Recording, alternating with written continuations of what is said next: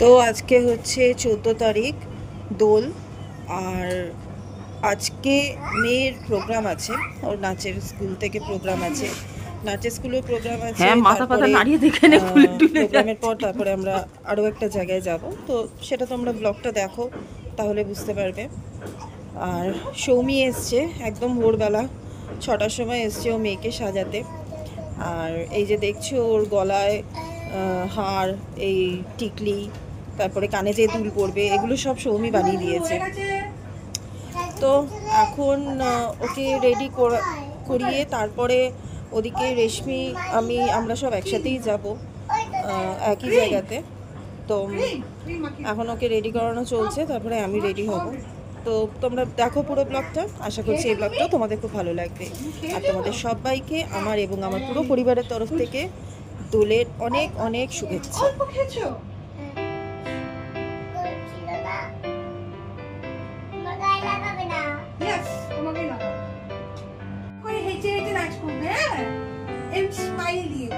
দেখতে পাই আমার ছেলে আমার নিতেছে। হ্যাঁ দেখি ভেরি গুড।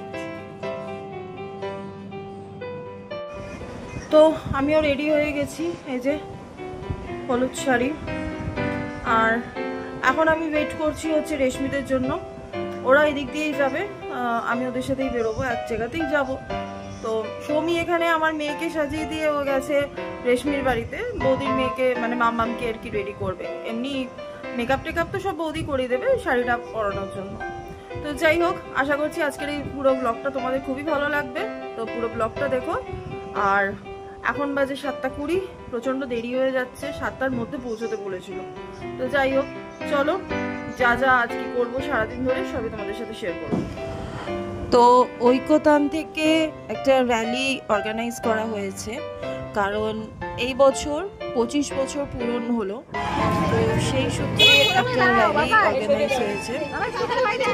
আর তারপরে নাচের প্রোগ্রাম শুরু হবে, তো আমরা সবাই এই র্যালিতে আছি।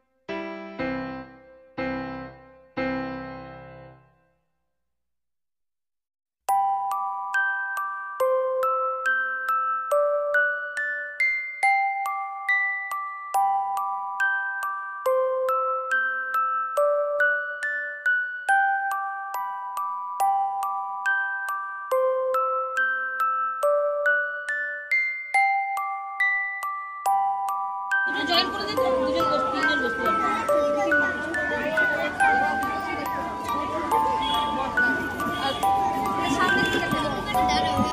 গোলটা আরো বড় হবে, গোল আরো বড় হবে, সুন্দর করে গোল করো।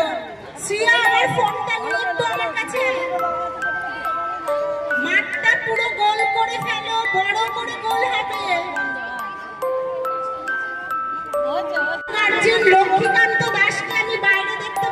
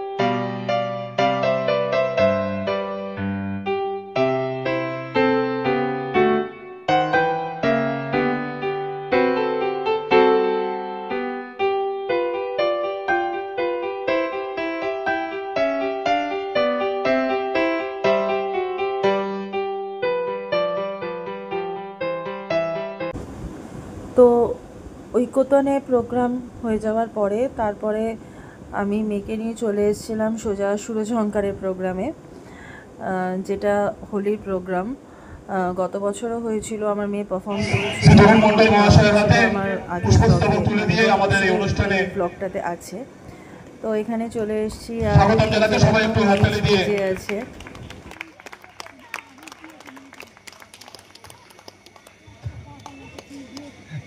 এরপরে উত্তরীয় পরিয়ে অরুণদাকে স্বাগত জানাচ্ছেন আমাদের অনুষ্ঠানে তারাপীঠ ফ্রেন্ডস ক্লাবের সম্পাদক গৌতম দাস।